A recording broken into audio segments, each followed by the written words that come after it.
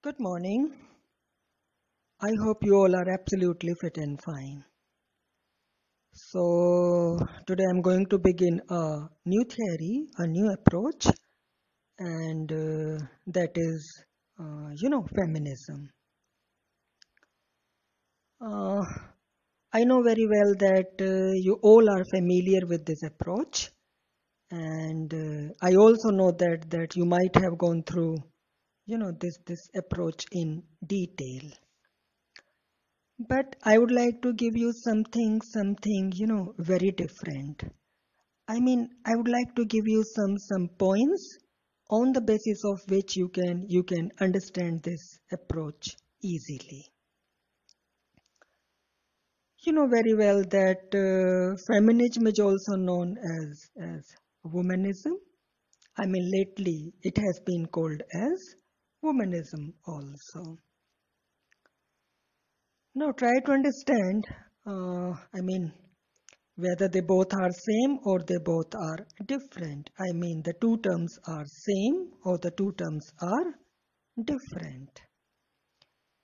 See, you will find that they both are the two parts of, one coin. Fine, because their aims are same and the objectives, they are also same. Fine. Now, if you talk about womanism, you will find that the term womanism, it has been coined by Alice Walker, and she coined this term in a short story, and she wrote this short story in 1929, and the title of the short story is, Coming Apart. Coming Apart. Basically, she coined the term womanist. Womanist. Fine.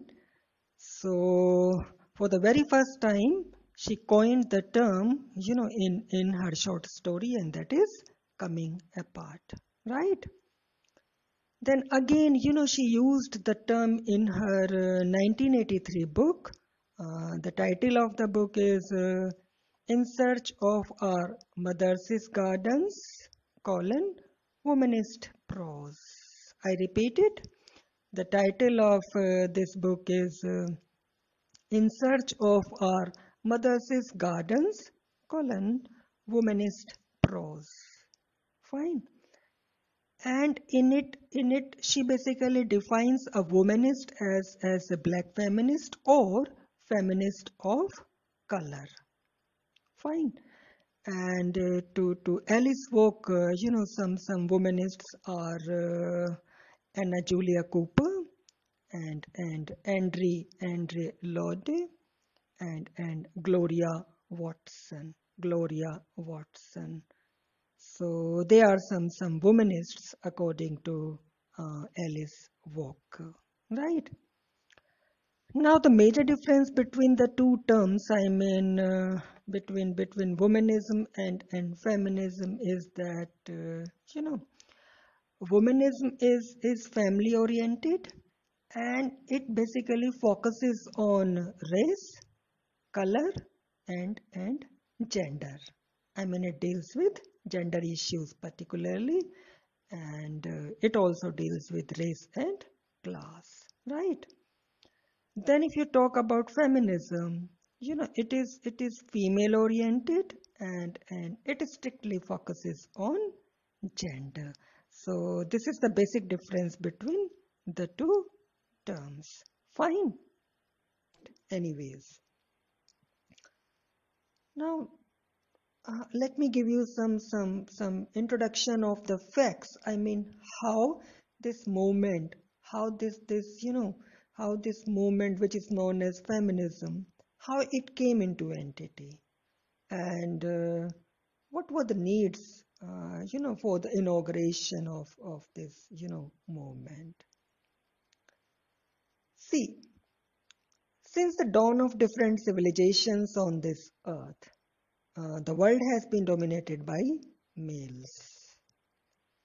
Now try to have a look at the history of these civilizations, these different civilizations, And you will find that all the historians, philosophers, legislators, lawyers, doctors, thinkers, and even language makers.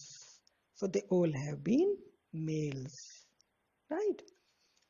And that's why they basically molded the ideas and social and political structures from the viewpoint of male psyche or from the viewpoint of male mentality, right? Now, be it the Orient or be it the Occident, I mean, be it the East or be it the West, in both the worlds, females have been subjugated, they have been marginalized, they have been colonized, and they have been discriminated by males. Fine. Now you will find that either they have been worshipped like a goddess or they have been treated like objects. Getting my point? Either they have been worshipped like a goddess or they have been treated like objects to satisfy male ego and his instinctual gratification or his instinctual desires. Right? Now, what they have demanded is equality, and this equality has never been given to them. So the fact is that these women, they don't like to be worshipped like a goddess, and they don't like to be treated like things or objects also.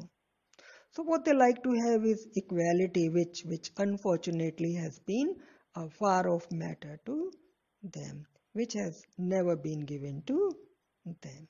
Right? Now let us try to have a look at both the worlds. I mean both the East and the West. Right? Now from the East, specifically from India, we all are Indians, so we have to analyze some of the things from the viewpoint of our nation. Right? So from the viewpoint of the East and specifically from the viewpoint of India, we can quote two great epics, the Ramayana and the Mahabharata. Now you know very well that in the Ramayana, Sita, the goddess, uh, she had to go through the acidic fire test in order to prove the purity of her character. Now nobody, including you and me, can raise questions on Ram and Lakshman, particularly in the Supernakha episode of the epic. She was the sister of Ravan, and you know very well that her nose was cut by Lakshman. So metaphorically, you can have some different meanings, but I'm not going into the details of this metaphorical analysis because it is a very sensitive issue. But this fact, it also should be analyzed in a fair light. Right? Anyways, then let us talk about the Mahabharata. And in the Mahabharata, you know how Draupadi was humiliated in an overcrowded assembly of males when Yudhishthir, one of her husbands, he put her on the stake. Now the question is, why did her husband put her on a stake? Why did Yudhishthir put her on stake in the game of dice? And I feel, it simply means that she was like an object to him. She was like an object to her husband. Fine. And you know very well that in a game of dice, people basically put on a stake some objects like watch, like bicycle, or some other things. So it simply means that Draupadi, she was no more than a watch or a bicycle to her husband. Unfortunately, the Mahabharata has been called a, Dharam Yudh. It has been called a Dharam Yudh. So once again, no further elaboration from my side because I feel I may hurt, I may hurt the sentiments of some people, and this is not my task as a teacher. As a teacher, my task is to deconstruct something. And here in this clip, I don't feel it absolutely fine to elaborate this idea or to throw some more light on this aspect. You are sensible enough. Anyways, so the fact is that if we talk about the East, if we talk about our nation, and that is India, we have two great epics, the Ramayana and the Mahabharata. And in both the epics, you have seen how these two women, I mean Sita and Draupadi, how they were treated. And remember, they were not ordinary women.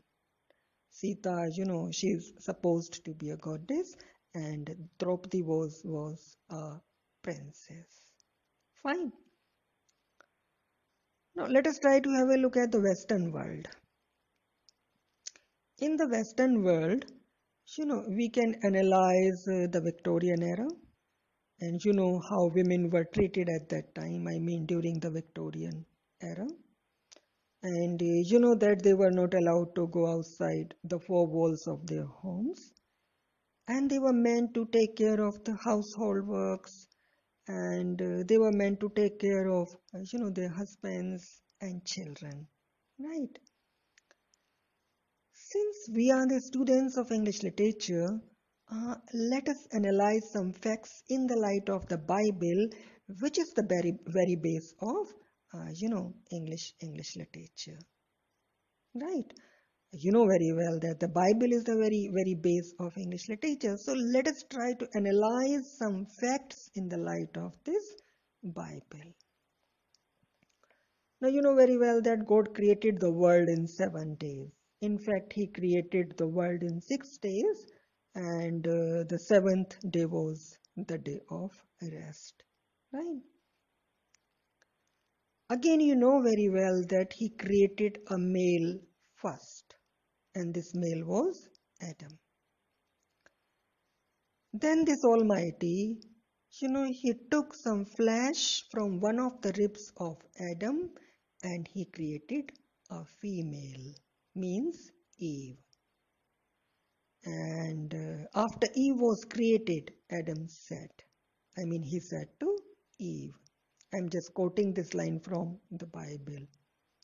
Adam said to Eve, I quote, you are the bone of my bones and flesh of my flesh.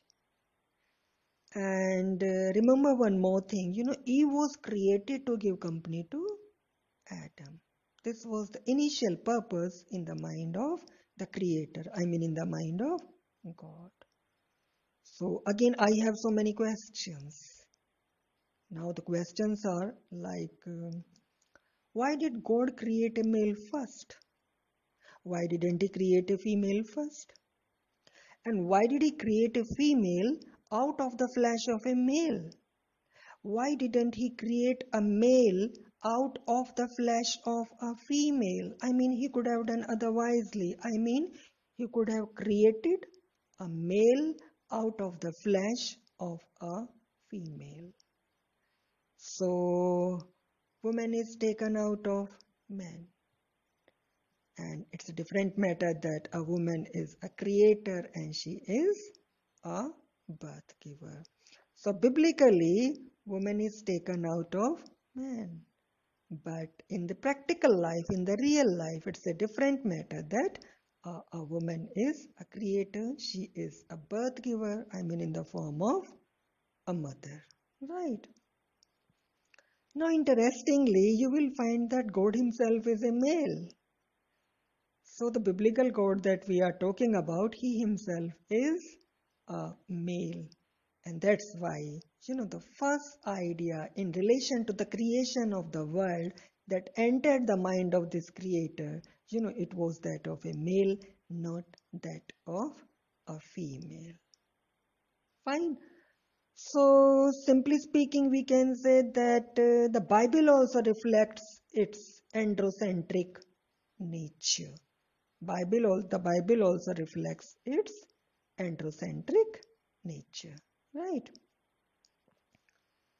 Now it is said that those who name the objects, they possess those objects. And those who rule the words, they rule the world. Listen to me again.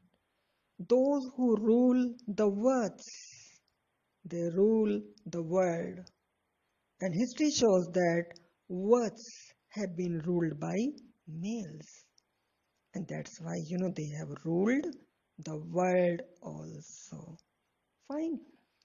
So, this deeply rooted gender bias that we find in the biblical myth of creation, it has become a part of the historical and textual tradition. Fine. Then we can find a number of conceptions and misconceptions, a number of interpretations and misinterpretations about the two sexes through language and literature. I'm quoting just some examples from language and literature.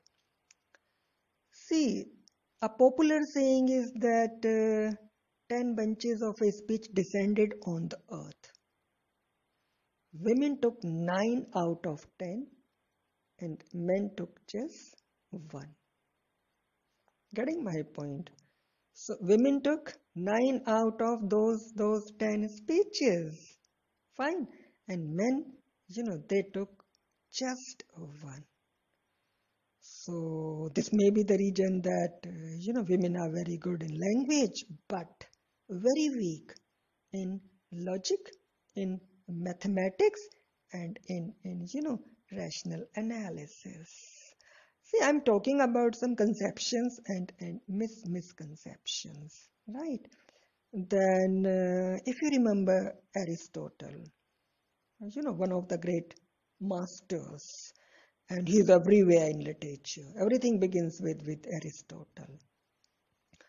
Now, what are his ideas about women? Let us talk about it. See, Aristotle declared that the female is female by virtue of a certain lack of qualities. And he further added that we should look upon the female state as it were a deformity, one which occurs in the ordinary course of nature.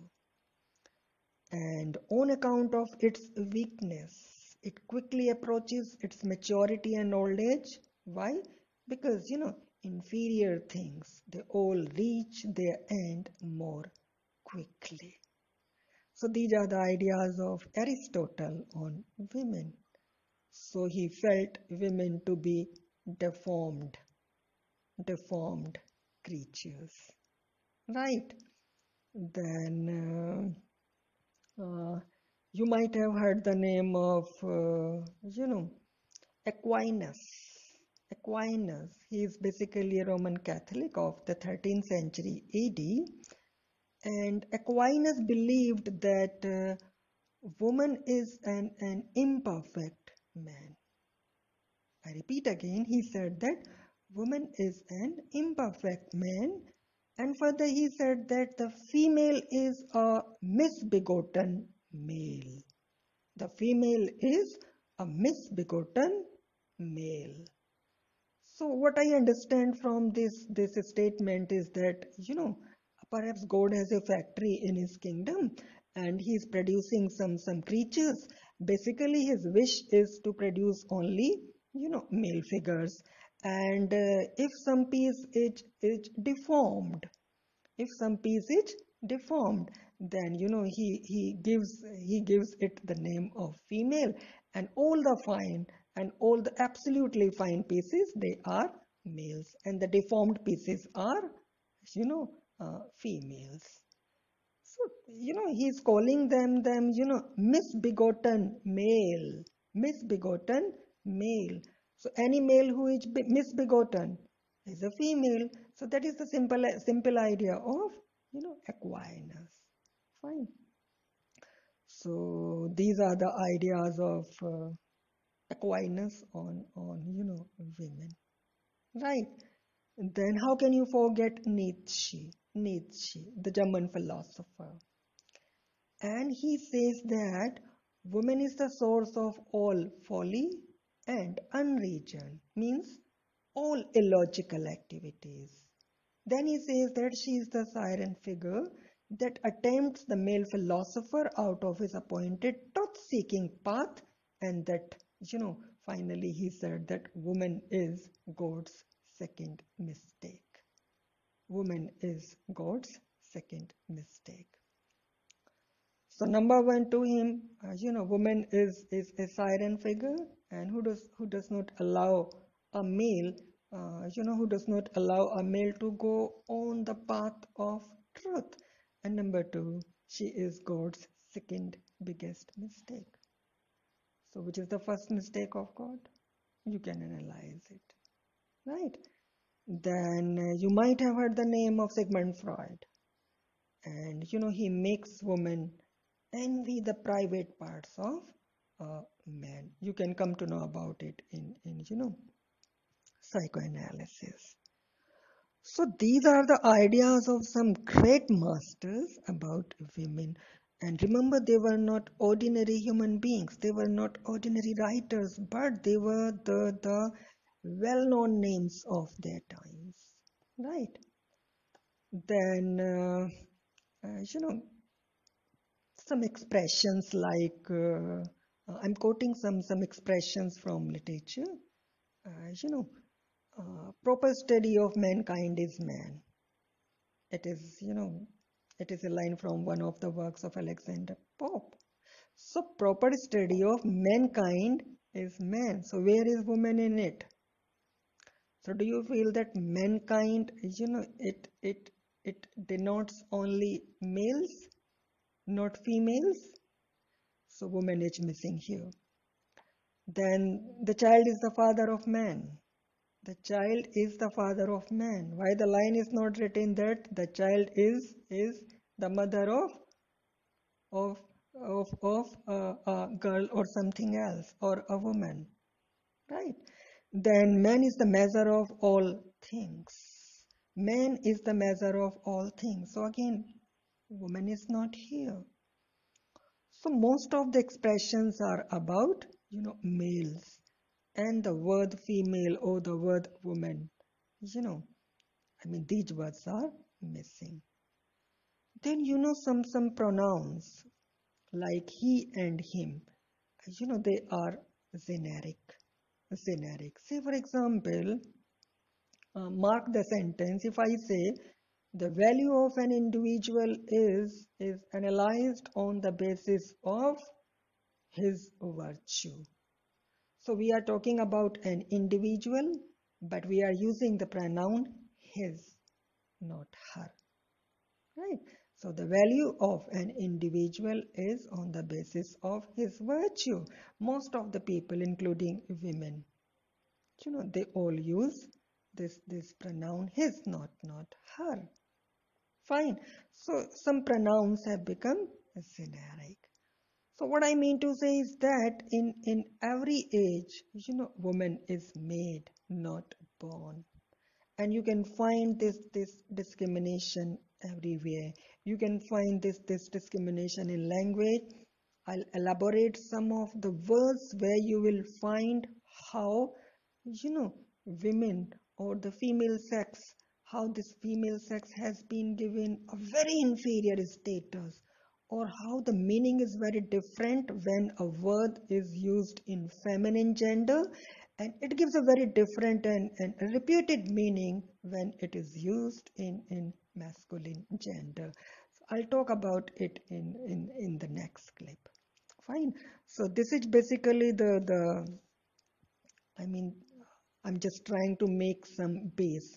Why this movement came into entity. So this movement came into entity to raise questions on these so-called great authors who have given so derogatory remarks about women.